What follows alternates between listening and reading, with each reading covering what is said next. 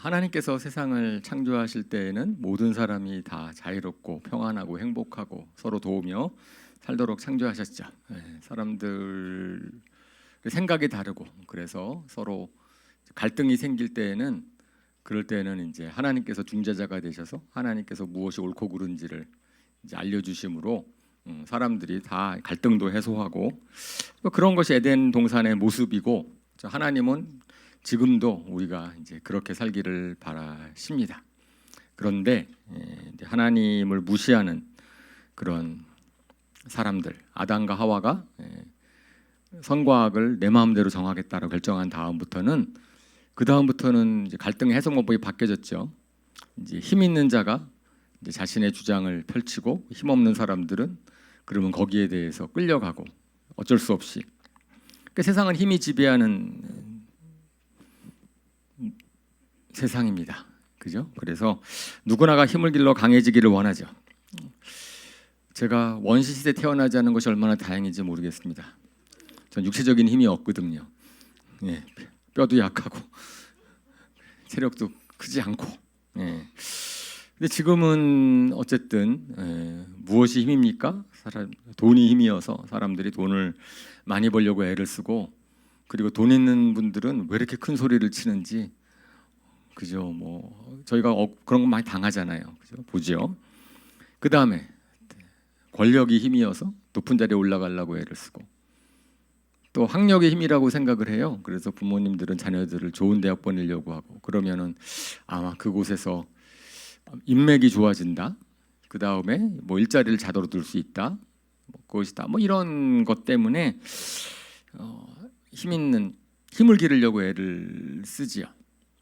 그런데 항상 경쟁에서는 이기는 사람이 적어서 결국은 이제 힘의 구조는 이제 피라미드가 될 수밖에 없고, 대부분은 이제 힘이 약해서 억울한 일도 많이 당하고, 또 한번 힘을 얻으면 또 교만해지고, 그렇지 않습니까? 혹시 여러분들 힘이 약해서 억울한 일 당하신 적 없으세요? 뭐 이 모양 저 모양으로 그런 상처들은 다 있을 것이고, 미움과 원망을 가진 분들도 있을 수 있습니다. 그죠? 그러니까 그런데 오늘 하나님이 주시는 말씀은 그런 내가 약해서 참 억울한 일도 많이 당하고 힘들다 그러는 분들한테 소망이 주는 말씀 같이 나누기를 원합니다. 하나님이 이 세상을 그냥 두지 않으시거든요. 하나님께서는 이 세상의 악함, 힘이 있는 사람들이 힘없는 사람들을 억누르는 것을 매우 안 좋게 생각하시고, 그래서 하나님이 결국은 다시 원래의 창조의 모습대로 회복시키시겠다, 이 계획을 가지고 계세요. 믿습니다? 믿습니까? 아멘. 그죠? 저는 믿습니다. 하나님께서 그래서 예수님을 이 땅에 보내셔가지고 하나님의 나라라는, 하나님이 통치하시는 나라는 그렇게 억울한 사람이 없는 나라다, 이것을 갖다가 이제 말씀하시고 보여주기 시작을 하셨어요. 그리고 예수님이 부활하시고 승천하신 다음엔 이 땅에 교회를 두셔서 교회가 그런 곳이다라는 것을 우리한테 말씀을 하고 계십니다. 그렇지 않습니까? 우리 교회 내에서는 뭐 억울한 일 없잖아요. 내가 세상에서 힘이 없다고, 세상의 조건에서 뭐 그렇다고 억울한 일 당하신 적 있으세요? 저한테 이르세요. 절대로 안 됩니다. 그러면 안 되죠. 어떤 차별도 없이 모든 사람들이 다 사랑받고 같이 잘 어울려 사는 곳이 하나님의 나라다라는 것을 우리 교회를 통해서 하나님께서 세상에 전하기를 원하십니다. 그렇게 믿습니다. 그뿐 아니고 실질적으로 하나님께서는 한 사람 한 사람들을 또 이렇게 도우세요.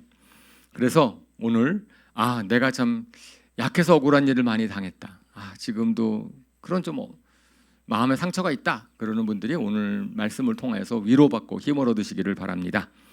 누가복음 4장에 예수님께서 공생애를 시작하시면서 회당에서 딱 가르치실 때 제일 먼저 선포하신 말씀입니다. 한번 같이 읽어볼까요? 시작.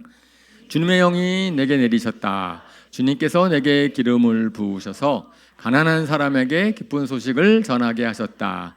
주님께서 나를 보내셔서 포로된 사람들에게 해방을 선포하고, 눈먼 사람들에게 눈뜸을 선포하고, 억눌린 사람들을 풀어주고 주님의 은혜의 해를 선포하게 하셨다. 이사야서 61장 1절에 2절의 말씀을 인용하셨습니다. 그래서 예수님께서 내가 이 때문에 왔다. 하나님께서 나를 보내셔서 주님의 영을 부어주셔서 그래서 어떤 일을 하신다 그러셨어요? 포로된 사람을 해방시킨다 라고 했습니다. 그죠?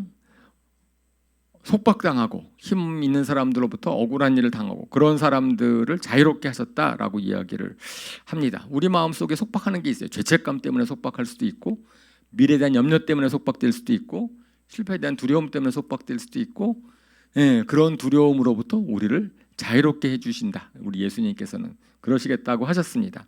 그 다음에 눈먼 사람을 눈뜨게 하신다. 우리가 미래가 불안하고 잘 모르겠고 어떻게 될지 모르는 그 우리들의 눈을 띄워주셔서 정말 무엇이 내가 가는 길이 어떤 길인지를 알려주신다라고 말씀을 하십니다.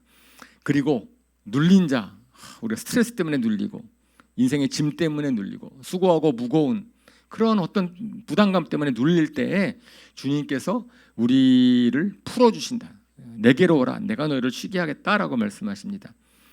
그죠? 그럴 때에 주님이 그렇게 오신 거예요.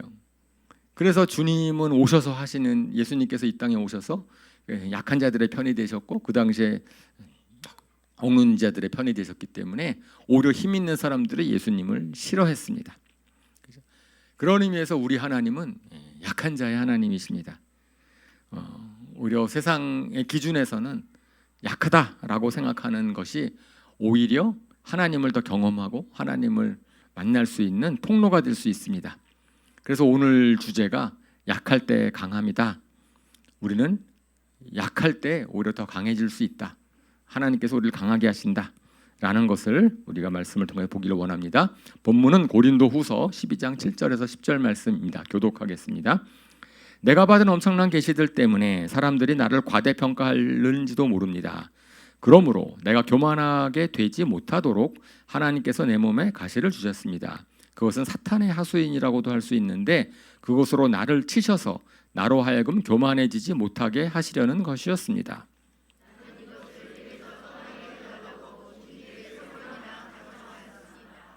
그러나 주님께서는 내게 이렇게 말씀하셨습니다. 내 은혜가 내게 족하다. 내 능력은 약한 데서 완전하게 된다. 그러므로 그리스도의 능력이 내게 머무르게 하기 위하여 나는 더욱더 기쁜 마음으로 내 약점들을 자랑하려고 합니다. 그러므로 나는 그리스도를 위하여 병약함과 모욕과 궁핍과 박해와 곤란을 겪는 것을 기뻐합니다. 내가 약할 그때에 오히려 내가 강하기 때문입니다. 아멘. 10절의 말씀이 우리의 고백이 될 수 있기를 바랍니다. 약할 때 강함 되시네. 우리 그런 찬양을 좋아하지요. 약할 때 강함 되신다. 주님의 강함을 더 경험할 수 있다.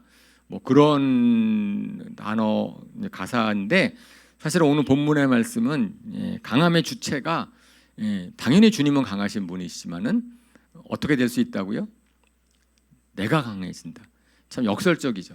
내가 약한데 오히려 내가 강해진다. 이제 그 우리의 비밀을 우리가 오늘 말씀을 통해서 믿음으로 받기를 원합니다. 분명히 하나님께서는 우리 한 사람 한 사람들의 약한 존재인지를 깨닫기를 원하세요. 사도 바울은 너무 잘난 사람이었고 그 세상적으로 봤을 때 지식도 많고 그죠?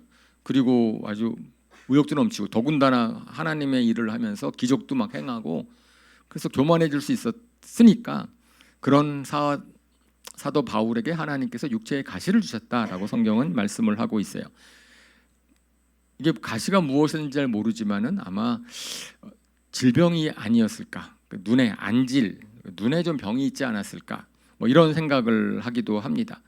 사탄의 하수인이라고 하였으니 그 아픔은 그것은 괴로움은 심했을 것 같아요.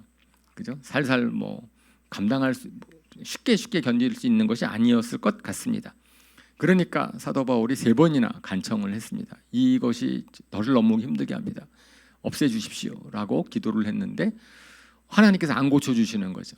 사도 바울이 다른 사람의 병은 다 고쳐주는데 기적을 많이 행하시는데도 불구하고 자신의 병은 하나님께서 고쳐주지 않으셨습니다.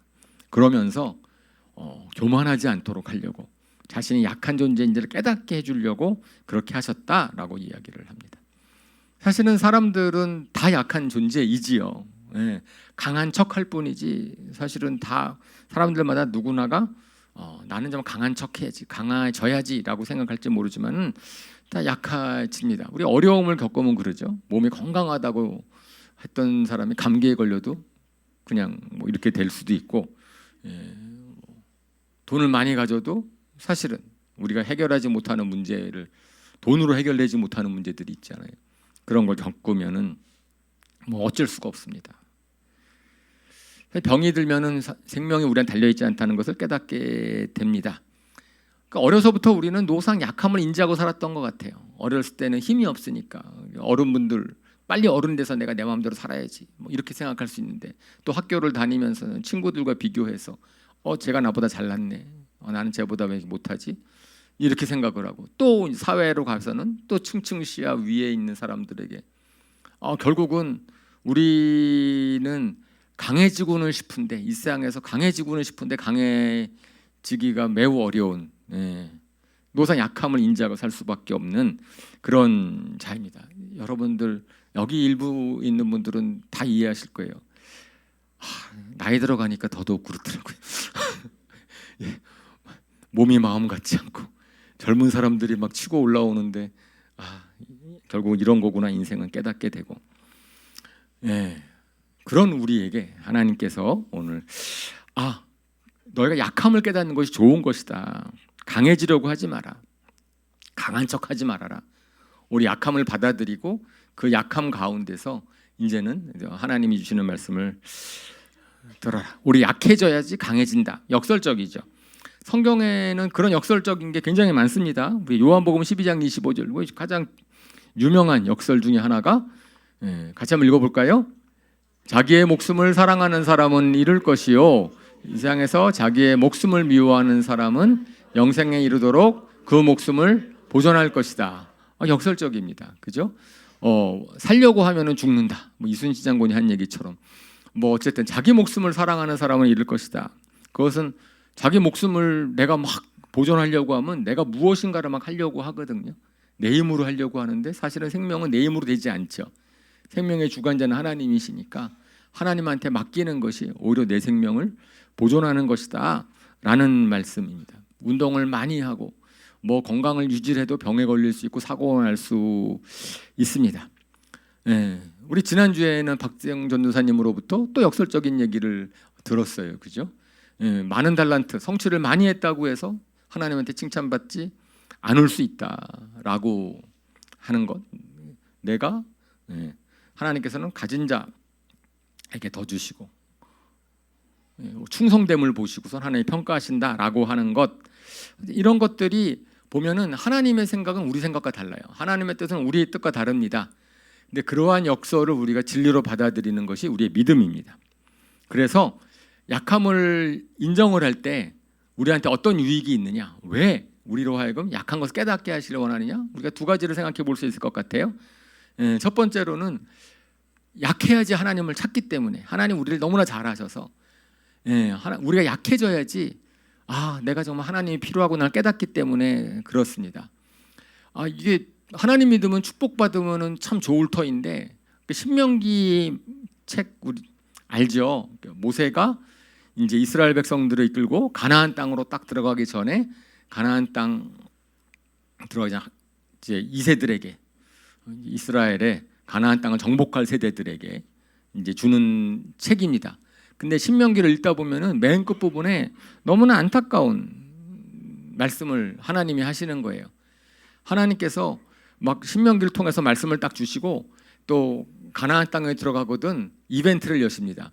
그래서 무리들을, 이스라엘 백성들의 무리를 반으로 나눠서 이쪽 반은 그린심산이라는 산에 서고 이쪽 나머지 반은 에발산에 서서 이제 하나님께서 주시는 말씀을 암송하게 하세요. 외우게 하세요. 그래서 하나님의 말씀을 들으면 축복받는다, 하나님의 말씀을 무시하면 저주받는다, 이걸 해가지고선 꼭 기억하도록 하시고 사람들이 전부 다 아멘이라고 화답도 하는데, 신명기 31장 20절 21절 말씀을 이것도 교독할게요.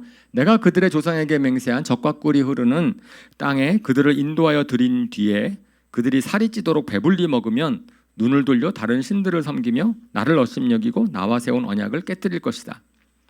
그래야 그들이 온갖 재앙과 환난을 당하게 될 것이다. 그러나 사람들이 이 노래를 부르는 한 이 노래가 그들을 일깨워 주는 증인이 될 것이다. 비록 내가 아직 약속한 땅으로 그들을 인도하기 전이지만 지금 그들이 품고 있는 생각이 무엇인지를 나는 알고 있다. 하나님은 미리 하셨어요. 가나안 땅에 들어가서 이스라엘 백성들에게 젖과 꿀 흐르는 땅을 주고 축복을 줄 터인데, 하나님 분명히 하실 터인데, 그러면 그들은 어떻게 해야 된다고요? 살이 찌도록 배불리 먹으면 무상 숭배하게 될 것이다. 나를 업신여길 것이다. 하나님을 업신여긴다. 하나님 없이 또 살 수 있다라고 생각을 하고 자기 마음대로 하기를 원하고 나와 세운 언약을 깨뜨릴 것이다 라는 거를 아세요. 우리가 하나님은 복 주고 싶을까요? 보나마나 복 주면 저렇게 될 걸 알면서 근데 우리 하나님 그러시는 분이시죠. 그러면서도 그들에게 노래를 불러서 그만큼 복 주기를 원하세요. 하나님께서는 정말 복 주기를 원하시고 그 중에서 몇 명이라도 정말 나를 계속 믿으면 좋으니까. 근데 막상 축복을 받으면 하나님을 잃어버리니 어떻게 하면 좋겠습니까? 이게 딜레마죠. 그죠? 복을 주고 싶으신데 복을 받고서 좀 강해지면은 교만해지고 멋대로 살려고 하고. 근데 가만히 보면 우리의 모습이 아닌가요? 저도 그런 걸요. 그죠? 일이 잘 풀리면은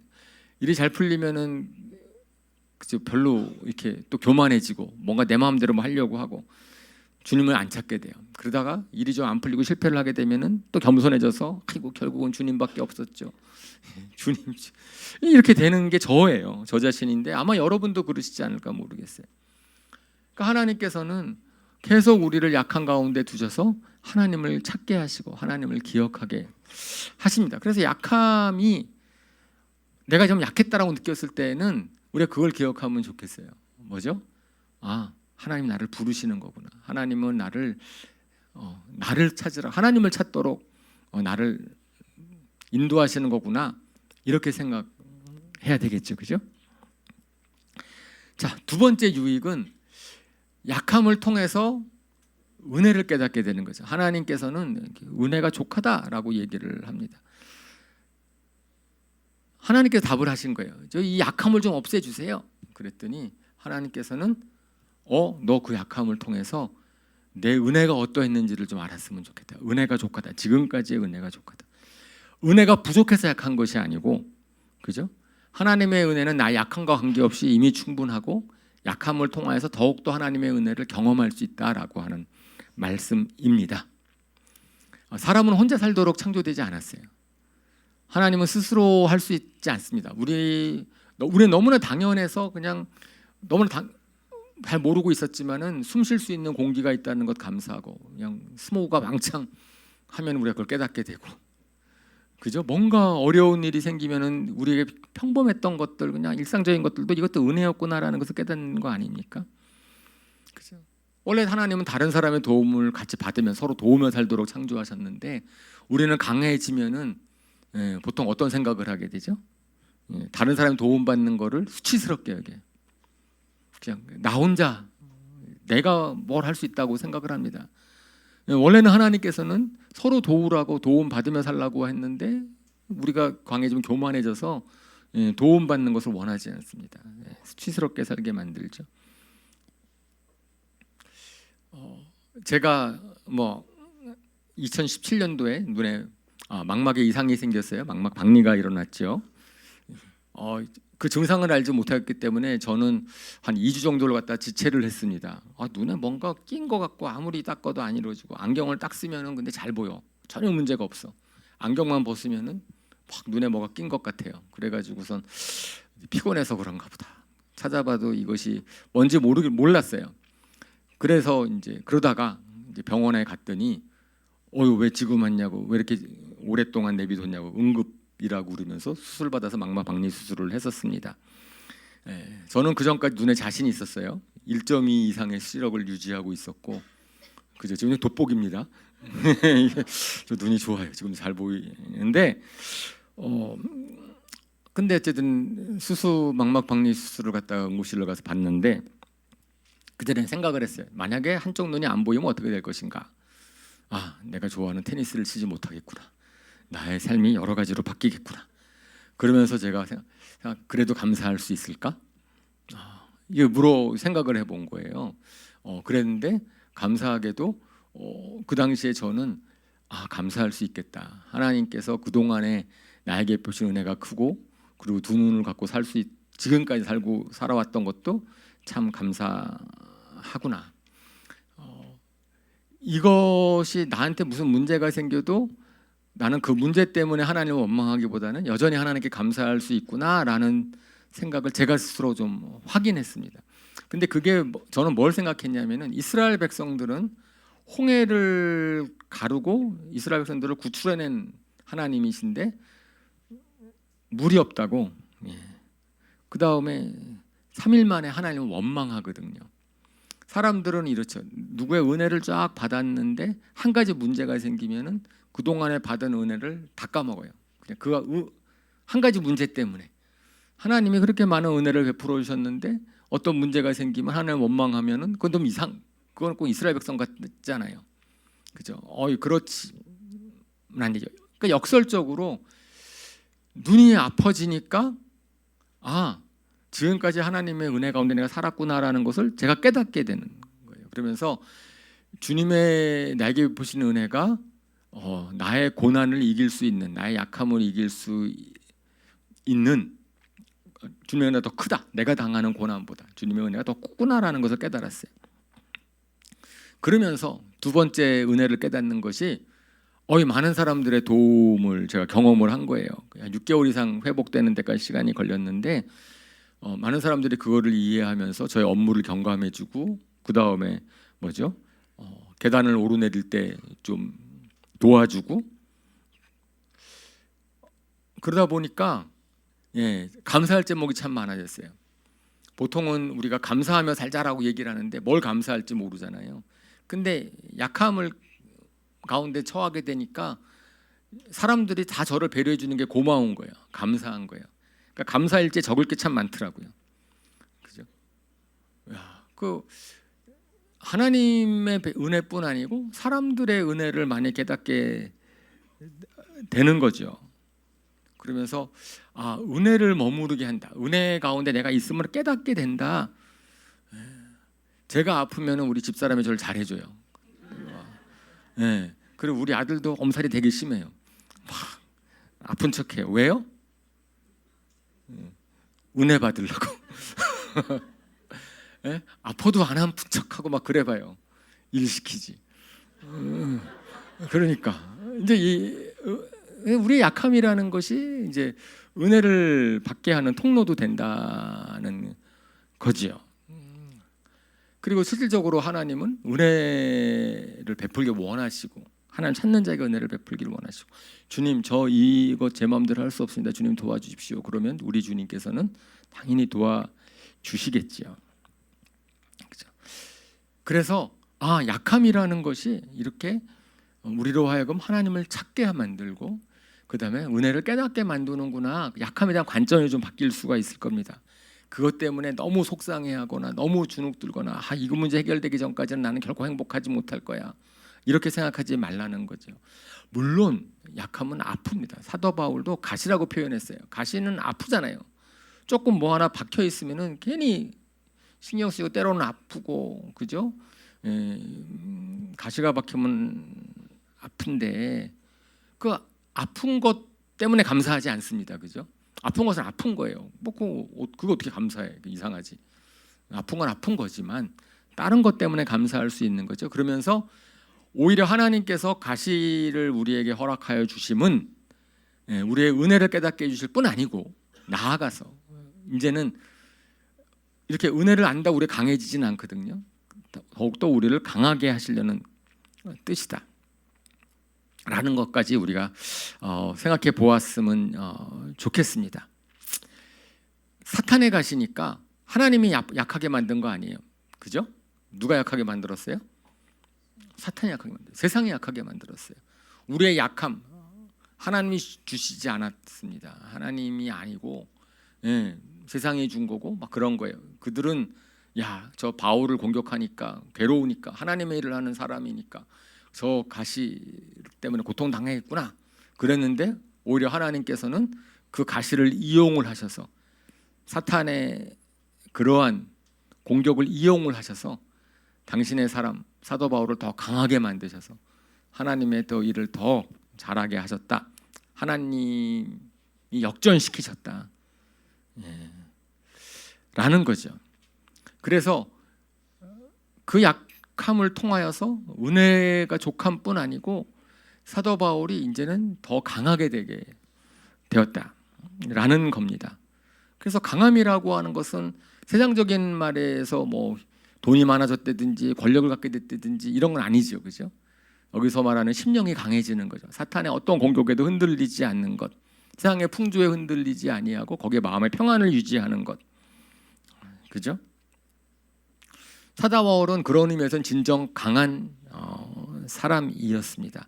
사도 바울이 자기의 고린도후서라는 책은 특별히 사도 바울의 개인적인 간증집이에요. 개인의 자기의 속마음을 갖다가 고린도 교인들한테 막 털어놓는데 거기에서 뭐라고 얘기하냐면은 자기는 40에서 한 번 감한 매, 그 당시에 있어서의 로마에서의 가장 형벌 중에 하나죠. 그 39대의 매를 맞고 5번 맞았다 그러고 돌로 한 번 맞았죠. 그 사도행전에 나오는 기록이 있죠. 사람들이 돌로 쳐가지고 돌에 안 맞아서 죽을 뻔했죠. 그리고 3번 배를 타고 갔다가 파선을 당했고 이런 생명의 위협을 느끼는 상황을 여러 번 겪었습니다. 그럼에도 불구하고 그것이 사도 바울의 복음을 전하는 열정과 사명을 막지 못했어요. 오히려 그걸 더 담대하게도 증거할 수 있었습니다. 그러면서 이렇게 고백을 합니다. 고린도후서 4장 7절에서 9절. 이거 또 교독할게요. 우리는 이 보물을 질그릇에 간직하고 있습니다. 이 엄청난 능력은 하나님에게서 나는 것이지 우리에게서 나는 것이 아닙니다. 우리는 사방으로 죄어들어도 움츠러들지 않으며 답답한 일을 당해도 낙심하지 않으며 박해를 당해도 버림받지 않으며 거꾸름을 뜸을 당해도 망하지 않습니다. 아멘. 고린도후서 6장 8절에서 후반부터 10절도 이렇게 얘기해요. 우리는 속이는 사람 같으나 진실하고 있는 사람 같으나 유명하고 죽는 사람 같으나 징벌을 받는 사람 같으나 죽임을 당하는 데까지는 의리자. 근심하는 사람 같으나 항상 기뻐하고 읽읍시다. 가난한 사람 같으나 많은 사람을 부유하게 하고 아무것도 가지지 않은 사람 같으나 모든 것을 가진 사람입니다. 아멘, 아멘. 멋지죠? 우리는 그러면서 나와 여러분은 우리 그런 사람입니다. 세상은 우리를 낙심시킬 수 없습니다. 우리를 좌절시킬 수 없습니다. 사람이 이해하지 못하는 상황 가운데서 그 상황이 되면 반드시 근심해야 될 터인데 오히려 기쁨을 가지고 살 수 있고 그 사람 별로 가진 것 없는 사람 같은데 남을 부유하게 하고 꼭 영화 속의 주인공 같은 사람, 그죠? 인생을 갖다 영화로 만든다면은 멋진 주인공이나 저럴 것 같은 그런 사람이 누구라고요? 할렐루야, 할렐루야. 우리가 될 수 있다. 우리입니다. 경은사님 축복합니다. 그러시군요. 알겠습니다. 이게 강함이죠. 강함. 세상에 잘 나가서 강함이 아니고 세상에서 권세를 발휘해서 강함이 아니고 세상이 감당하지 못할 그런 강함. 그것을 어떻게 할 수 있습니까? 그것은 아마 저런 자기 힘으로 하려고 했었으면은 이 일이 내 일이다, 내 힘으로 하는 일이다라고 했으면 결코 그런 생각을 하지 못했을 거예요. 그죠? 근데 이 일은 누가 하는 일이다? 하나님이 하시는 일이다라는 것을 깨달았기 때문에 나는 단지 도구일 뿐이다. 나의 인생, 우리의 인생을 주님께 드리면 주님께서는 나를 통해서 주님의 일을 하실 것이다라는 것을 우리가 믿어야 되는 거죠. 사도 바울이 그것을 믿은 겁니다. 혈기왕성했던 모세가 이집트의 왕자 모세가 40살이 됐을 때 자기의 이스라엘 백성들을 구해보겠다고, 그들을 위해보겠다라고 했을 때 처절한 실패를 경험을 하고, 그래서 40년 동안 광야에서, 사막에서 방황을 하다가 하나님께서 80세에 부르시죠. 내가 너를 써서 이스라엘 백성들을 구원하겠다라고 했을 때 모세는 어떻게 해요? 매우 약한 존재, 나는 할 수 없습니다, 제가 감당할 수 있는 일이 아닙니다 라고 이야기를 하죠. 근데 하나님께서 그 모세를 내가 너를 강하게 하겠다, 내가 너를 쓰겠다. 실질적으로 다른 사람, 모세는 계속해서 이스라엘 백성들을 이끄는 그 과정 가운데서도 본인의 약함 때문에 힘들어하고, 하지만 하나님께서 계속 그를 붙드십니다. 그래서 놀라운 일을 행하시죠. 다른 사람들이 볼 때에 모세는 정말 강한 사람이었습니다. 우리가 좋아하는 성경 구절 이사야서 40장 28절 31절, 우리 이것도 우리 교독할게요. 너는 알지 못하였느냐, 너는 듣지 못하였느냐, 주님은 영원하신 하나님이시다. 땅끝까지 창조하신 분이시다. 그는 피곤을 느끼지 않으시며 지칠 줄을 모르시며 그 지혜가 무궁하신 분이시다. 피곤한 사람에게 힘을 주시며 기운을 잃은 사람에게 기력을 주시는 분이시다.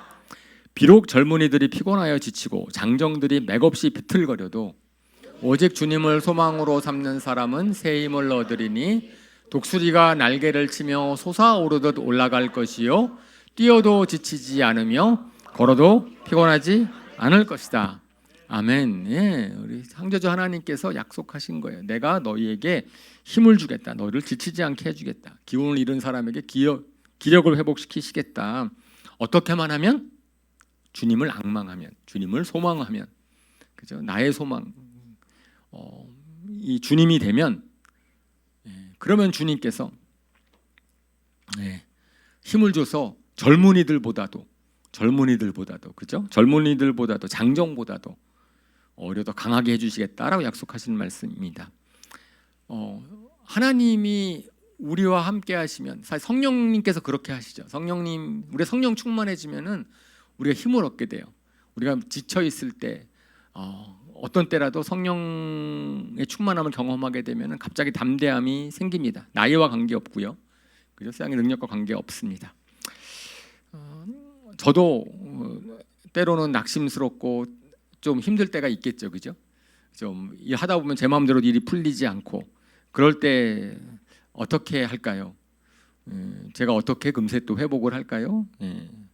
저는 예배의 자리로 나아가서 정말 성령님의 도우심을 구합니다. 그리고 이 일이 제 일이 아니지 않습니까? 주님의 일이 아닙니까?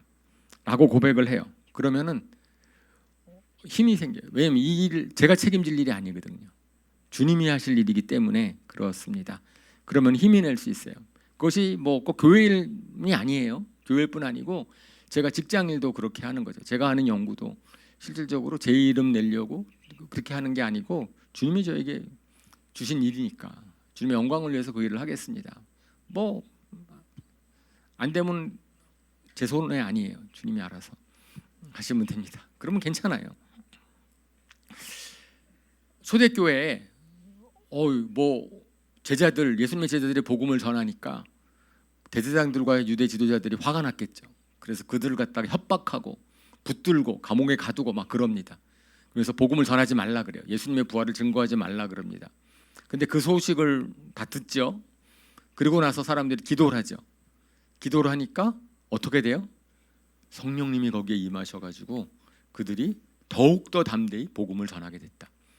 협박이 있었는데 협박에 굴하지 아니하고 복음을 더 당대히 전할 힘을 얻게 됐습니다. 어떻게 하니까? 성령님께서 그와 함께 하시니까. 그죠? 우리가 약하다고 느낄 때, 내가 힘이 없다고 느낄 때 정말 우리가 어떻게 해야 되겠습니까? 그러면 주님의 도우심, 저 약속의 말씀을 붙잡고 나에게 힘을 주시는 주님께서, 성령님께서 저에게 힘을 주십시오. 상황을 없애달라고 기도하기보다 상황은 그대로 있다 할지라도 그 상황을 이길 수 있도록 우리가 성령 충만함을 구하면 좋겠습니다. 아멘. 예, 그렇게 하라는 거예요. 그게 왜냐하면은 그것이 우리 하나님의 목적은 상황에서 우리를 벗어나게 하는 것이 아니고 상황을 이기게 하시는 거죠. 그러면서 하나님께서 뭐라고 말씀하시냐면은 너희가 그 일도 감당하지 못하면 어떻게 더 큰 일도 감당하겠느냐. 우리가 감당할 수 있을 만큼의 시련을 주는데, 그것은 우리가 그 감당할 만한 시련을 통과하고 난 다음에는 하나님께서 더 큰 일, 왜 우리의 대적이, 우리가 이 세상에서 해야 될 일들이 사단의 세력을 이기는 거거든요. 만만하지 않거든요. 하나님께서는 그 사람을, 당신의 사람들을 강하게 하심으로 말미암아서 사단의 핍박에도 불구하고 방해에도 불구하고 하나님의 나라를 확장시키고 사람을 구원하고, 그것이 우리 자신을 살리고, 사탄은 우리를 좌절시키려고 하는데, 낙심시키려고 하는데, 그러지 말고 하나님은 오히려 우리의 심령을 단련시키기를 원하신다고 믿습니다. 아멘. 예, 그래서 그것을 위해서 기도하라는 거예요. 제가 이 상황, 사도 바울이 딱 3번 기도한 다음에 그 다음부터 그 이상 기도를 했을까요, 안 했을까요? 안 했겠죠, 그죠? 3번에서 딱 답이 나왔는데 그걸 왜 또 기도합니까? 그래서 맡기는 거죠. 그 다음에는 이제 이 상황은 이제는 어떻게든지 주님께 맡깁니다. 이미 그것을 극복했으니까, 이겼으니까, 그 상황 가운데서 담대해졌으니까 우리가 다른 일을 할 수 있는 거죠. 네. 그래서 우리가 늘 성령 충만했으면 좋겠어요. 성령 충만했으면 좋겠고, 그렇게 은혜가 살았으면 좋겠는데, 이것이 우리 마음대로 되지 않죠. 일시적이 아니고 지속적이 됐으면 좋겠는데, 그래서 우리의 강함은 뭐 그 상황을 한 번 넘는 그러한 우리가 보통 성령 충만하면 오래가 안 가요, 그죠? 성령 충만해지다가도 갑자기 또 다른 일 생기면 확 무너지기도 하고, 그죠? 집회 가면은 막 그럴 것 같다가도, 교회 예배 오면은 막 이렇게 설교 듣고 그럴 때는 강할 수 있을 것 같은, 나가면은 또 당장 아니고 그렇잖아요. 그러니까 이것은 정말 그런 과정들을 통해서 우리의 마음을 새롭게 할 뿐 아니고, 지속적으로 강한 심령을 유지하기 위해서는 그런 훈련이 필요해요. 훈련이, 강한 훈련, 왜 우리 몸도 훈련이 필요하잖아요. 우리가 공짜로 되는 게 없잖아요. 다 훈련을 통해서. 디모데전서 4장 7절에서 9절 말씀을 같이 읽겠습니다. 시작. 저속하고 헛된 꾸며낸 이야기들을 물리치십시오. 경건에 이르도록 몸을 훈련하십시오. 몸의 훈련은 약간의 유익이 있으나 경건 훈련은 모든 면에서 유익하니 이 세상과 장차 올 생명을 약속해 줍니다. 이 말은 참말이요 모든 사람이 받아들일 만한 말입니다. 예, 아멘. 경건함이라고 하는 것은 어떤 게 경건함입니까? 영어로 godly라고 되어 있어서, 이것은 하나님을 닮아가는 거예요. 하나님, 예수님을 닮아가는 것이, 그러니까 심령이 강해진다. 정말 우리가 해야 될 일, 우리가 어떻게 하면 강해질 수 있습니까? 예수님을 닮아가는 거죠. 하나님께서 예수님을 이 땅에 보내셨을 때 굉장히 약한 모습으로 보내셨다고 성경은 기록합니다. 그죠? 우리는 예수님의 얼굴을 본 적이 없고 예수님의 삶을 보지 못하지만, 성경에서 이사야서 53장에 나와 있는 그 예수님의 모습, 누구보다도 약한 모습으로 오셨죠. 그는 주님 앞에서 마치 연한 순과 같이, 마른 땅에서 나온 싹과 같이 자라서 그에게는 고운 모양도 없고 훌륭한 풍채도 없고 우리가 보기에 흠모할 만한 아름다운 모습이 없다. 그는 사람들에게 멸시를 받고 버림을 받아서 고통을 많이 겪었다. 그는 언제나 병을 앓고 있었다. 사람들은 그에게서 얼굴을 돌렸고 그가 멸시를 받으니 우리도 덩달아 그를 귀하게 여기지 않았다. 당신의 아들을 세상에 보내셔서 멋진 일을 하시려면 최소한 그죠? 멋진 모습, 강동원이나 뭐 그런 모습으로 외모는 멋있어야 되지 않나요? 외모가 훌륭해 사람들이 관심도 갖고 이제 그럴 텐데, 고운 모양도 없고 몸짱도 아니었다고 합니다. 병을 앓고 있었다고 해요. 집도 없어서 제자들과 같이 떠돌아다니고, 또 식사도 잘 못하였으니까, 바쁘게 사셨으니까 몸이 건강했을 리가 없으실 것 같아요. 그 당시 사람들로부터 교만한 사람들로부터 멸시를 받았습니다. 왜 그런 모습으로 보내셨습니까? 하나님께서 예수님을 왜 그렇게 약한 모습으로 보내셨습니까? 그것은 성경에서 뭐라고 얘기해요? 우리의 약함을 체휼하시기 위해서, 우리의 약함을 공감해 주시기 위해서. 그럼에도 불구하고 어떻게 강해질 수 있는지, 하나님을 의지함으로, 하나님과 동행함으로 강해질 수 있음에 대한 본을 보이시기 위해서 그러는 거죠. 그러니까 그런 예수님의 모습, 사도 바울의 그 많은 고난들을 보면서 우리가 용기를 얻고 힘을 얻을 수 있다라고 이야기를 하는 겁니다. 예, 그런 예수님의 모습을 묵상하고 예수님을 닮아가는 것, 예, 그것이 이제 훈련이에요. 그러면서 오늘 디모데서에서 중요하게 여기는 게 뭐냐면은 우리가 무엇을 듣는가를 조심하라고 합니다. 무엇을 듣는지. 왜냐하면 우리의 심령은 우리가 어떤 소리를 듣는지 영향을 받아요. 부정적인 말, 불평의 말을 계속 들으면은요, 우리 생각 속에는 부정적인 생각, 예, 불평들이 많이 쌓이게 됩니다. 예, 저속하고 헛된 꾸며낸 이야기라고 되어 있어요. 저속하고 헛된 꾸며낸 이야기, 그 의미가 뭐예요? 저속하다라고 하는 것은 세상에 속했다는, 세속적이라는 얘기입니다. 하나님께 속한 게 아니라 세상에 속한 것이고요. 세상에 속한 것에서는 인본주의에 포함되고 세상의 멋진 사상들에 포함되어 있어요. 오히려 그런 것들 때문에 우리의 심령이 약해질 수 있다는 얘기입니다. 그 다음에 또 헛된 꾸며낸 이야기가 보면은 영어로 보면은요, 뭐죠? 나이 많은 여인들이 하는 이야기들이래요. 나이 많은 영어 성경에 나중에 보시면 그렇게 돼 있어요. Tales of Old Wives. 나이 드신 분들이 그러니까 그걸 갖다가 뭐냐면 세상에 흘러나오는 얘기들, 세상에 흘러나오는 많은 주부들이 얘기하는 것들. 네.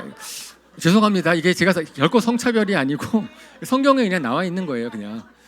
근데 생각해 보면은 그런 거예요. 제가 많은 분들이랑 얘기해 보면은 자녀들을 갖다가 막 학원에 보내요. 그래서 초등학교도 학원을 보내고 막 그런다 막 그래가지고선 꼭 안 그래도 되지 않습니까? 그랬더니 옛날이랑 달라요. 세상 풍조와 사조, 안 그러면 불안해서 안 된다. 불안해서 안 되고 뭐 그러니까 그 교육은 학원을 보내야 되는 것처럼 생각하는 것, 안 그러면 불안해지는 것, 이런 것도 그냥 사람들이 하는 얘기들입니다. 이게 좀 진실인지 뭔지 모르는데 그냥 세상 풍조예요. 다시 말하면은 헛된 꾸며낸 이야기라고 해서 거짓말 이 얘기가 아니고 그냥 사람들이 세상 풍조, 사람들이 그냥 해오는 것들, 많은 사람들이 이렇게 하는 것들. 근데 하나님을 모르는 사람들이, 하나님을 무시하는 사람들 하는 얘기들에 우리가 귀를 기울이면 어떻게 돼요? 우리의 심령이 거기 영향을 받는다고요. 심령이 영향을 받으니까 그런 얘기들을 어떻게 하라고 돼 있어? 경건 훈련을 위해서는 그런 얘기들을 물리쳐라. 그리고 하나님의 말씀을 들으라는 겁니다. 그거가 다른 하나님의 말씀을 들으라라고 얘기를 하는 거죠.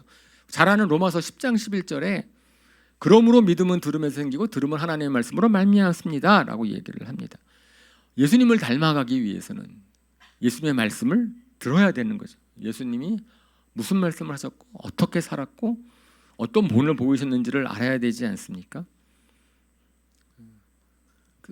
오늘 성경 말씀, 그 말씀들이 우리한테 또 들으면 힘이 생기잖아요. 약할 때 강함 되신다. 우리 약한 것이 유익이다. 이런 얘기를 우리가 듣지 않았다고 생각해 보세요. 그러면은 어떻게 우리가 우리 약함을 갖다 축복이라고 여기고 약한 가운데서 강해져야 되겠구나 생각할 수 있겠어요. 오늘 말씀을 들으니까 우리의 심령이 영향을 받지 않습니까? 실질적으로 많은 간증들이 있어요. 영국의 청교도였던 존 버년이 그 당시에 투옥이 됐어요. 감옥에 투옥이 됐는데 굉장히 활동적으로 활발하던 분이 감옥에 투옥이 됐는데 그때 하나님께서 이제 말씀하시는 걸 들었어요. 내 은혜가, 하나님의 은혜가 내게 족하다. 그걸 3번이나 반복해서 하나님 주시는 음성을 들었다고 합니다. 그러므로 그 소리를 들은 이후에 옥중에서 쓴 책이 철로역정이죠. 그러니까 낙심하지 않고 쓴 책이 철로역정이고, 존 밀턴이라는 사람도 청교도인이었는데 그는 너무 무리해가지고 눈이 멀게 됐어요. 실명을 하게 됐습니다. 눈을 띄게 해달라고 기도를 했는데 눈이 회복이 되지 않았어요. 그는 낙심하지 않았고 그때 주님의 은혜가 족하다라는 것을 생각하게 되고 깨닫게 되고 신라권이라는 시를 씁니다. 사실은 제 이 본문이 제가 2년 전에 이제 암 판정을 받았을 때 가장 많이 생각했던 말씀이에요. 위로와 힘을 얻게 되었습니다.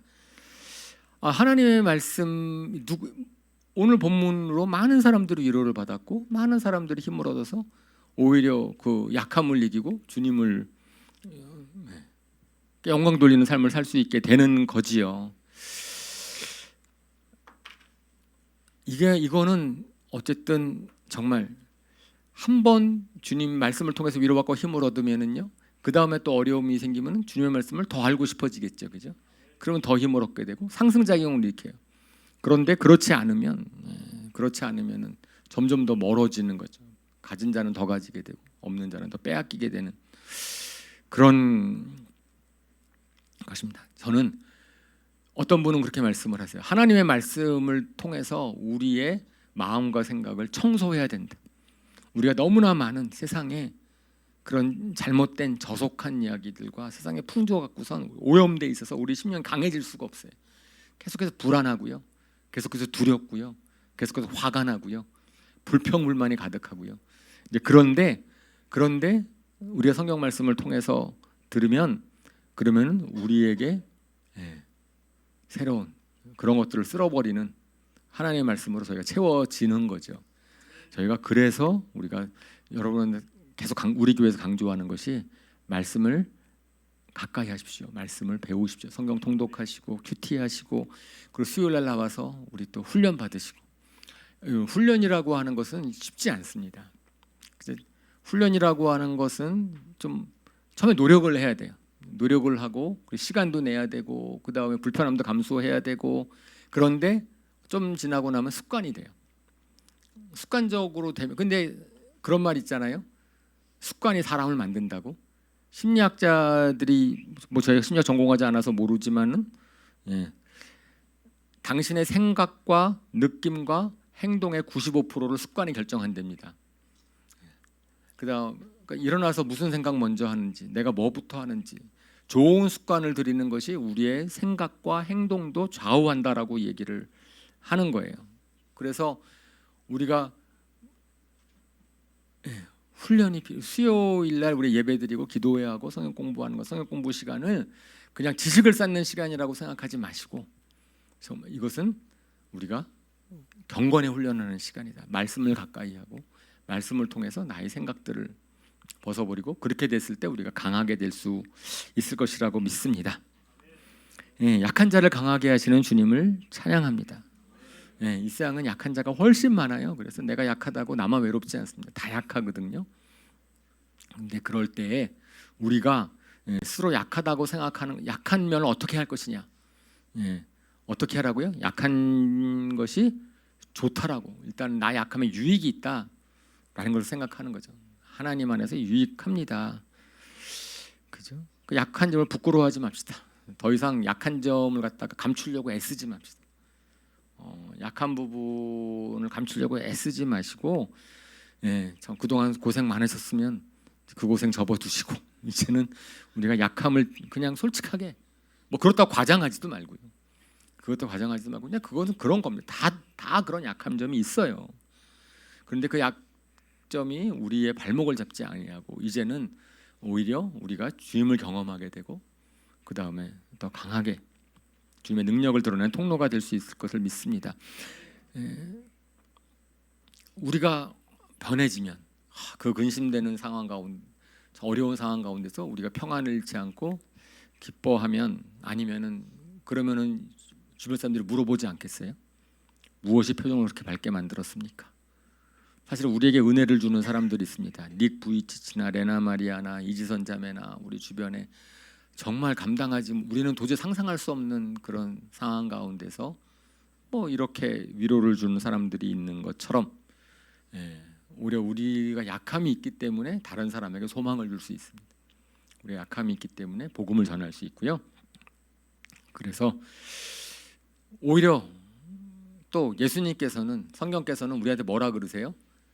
낮아지라고 얘기하잖아요. 낮은 데로 가라고 얘기하지 않습니까? 왜요? 그 낮은 데서 하나님의 능력이 임할 때에 그때 실질적으로 복음이 증거되고 세상이 바뀔 수 있기 때문에, 힘으로 복음이 증거되는 거 아니고, 힘으로 사람들의 마음이 바뀌는 게 아니고, 우리의 모든 그 약한 가운데서도 우리를 위하시는 주님을 증거할 때 주님께 영광 받으실 것을 믿습니다. 그래서 우리의 고백이 저 네 가지로 오늘 정리할게요. 오늘 같이 말씀을 드렸는데 우리 첫 번째, 우리 약함을 통하여서 우리의 주님이 주시는 은혜가 우리에게 은혜가 넘친다라는 것을 꼭 기억했으면 좋겠습니다. 약함을 이길 수 있도록 주님의 은혜가 얼마나 큰지, 그리고 또 우리 약함을 통해서 우리에게 베품을 주시는 또 다른 주변 분들의 은혜가 얼마나 감사한지, 우리는 은혜로 사는 사람이다라는 것을 깨달았으면 좋겠습니다. 그래서 우리가 그 약함을 부끄러워하지 아니하고 오히려 그것이 주는 것을 자랑하겠습니다. 우리 약함임에도 불구하고 우리가 이렇게 됐습니다. 그것이 간증이에요. 간증은 내가 잘났다는 걸 간증하는 게 아니고 나의 약함을 드러내는데 하나님이 우리를 어떻게 도우셨는지를 얘기하는 게 간증이죠. 간증 있는 삶을 살게 되는 거죠. 그다음에 세 번째로 우리가 정말 약한 때문에 힘드시다면은 우리 주님을 앙망합시다. 성령 충만함을 바라면 돼요.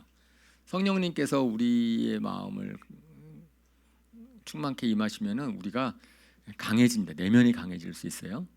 네 번째 마지막으로 우리 주님을 닮아가도록 훈련합시다. 우리가 세상에 저속하고 헛된 이야기를 버리고 주님의 말씀을 가까이 하므로 우리의 마음과 생각이 바뀌었으면 좋겠습니다. 우리 교회 약한 분들이 모였어요. 그죠? 그런데 주님이 강하시기 때문에 우리 교회는 아주 강해서 이 지역의 사탄의 세력을 이기고 주님의 나라를 확장하는 교회가 될 수 있을로 믿습니다.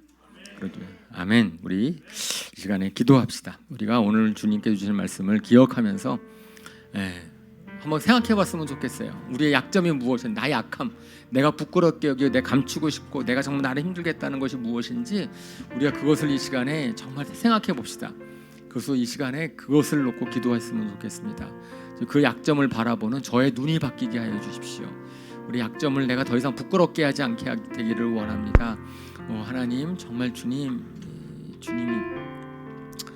오늘 말씀이 정말 우리의 심령을 좀 새롭게 되기를 원합니다. 우리 잠깐 통성으로 잠깐 기도하시겠습니다.